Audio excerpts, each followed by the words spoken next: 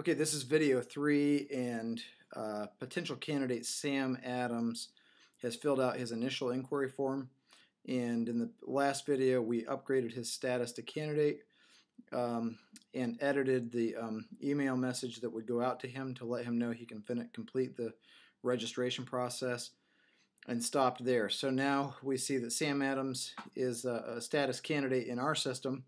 Now let's pretend that we are him, and here is his email inbox, and he has received now the automatic email that we had edited, and you can see that it has the link to where he can finish his registration. So he clicks that,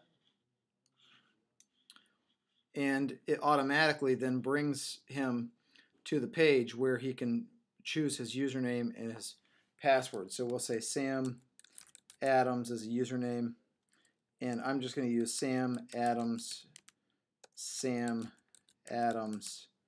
as password, and he submits that.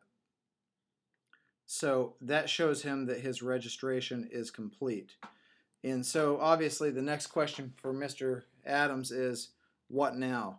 And just like before, we can change this text. In fact, we should probably put a link to you can now begin building out your candidate profile. And remember, we do that in the translation tool. So let's run back over there, open it up. You'll remember this from the first video. We open up sites. Our site is AIM-ORS, components, candidates, and then we drag and drop the language file.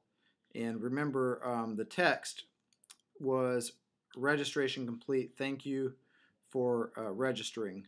And so that text, thank you for registering, we're going to change that, and we just need to find it here, and here it is.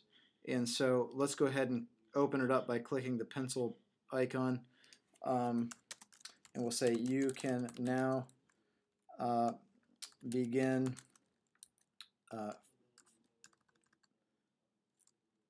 building your candidate profile here, and we'll make this a link. And the candidate profile is always at /profile. And whoops, hit the wrong button, hit link button, and so that's /profile. That will always link to there. And so now I can save this, and I can go back. Now remember, we've switched back, and we are now Sam Adams. And I'm going to refresh this because we've changed it, and we ought to be able to see the change. Do you see that? You can now begin your candidate profile here. And just for testing purposes, I have also put a link to my profile page. After you're logged in, you will see that. If you're not logged in, you will not see it. But I'm going to click this, and that should link Sam Adams to his new profile that he can begin building out. Now, what I have done just for testing purposes for the moment is I have added an article to the top of the profile component page. And this article basically shows kind of the three-step process: complete your candidate application, search for jobs, and apply for the right jobs.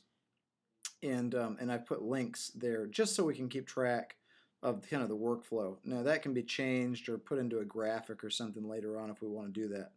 Now we see Sam Adams has a totally blank profile, and he has a number of checklist items that are already set up for him to receive, to do as a potential candidate.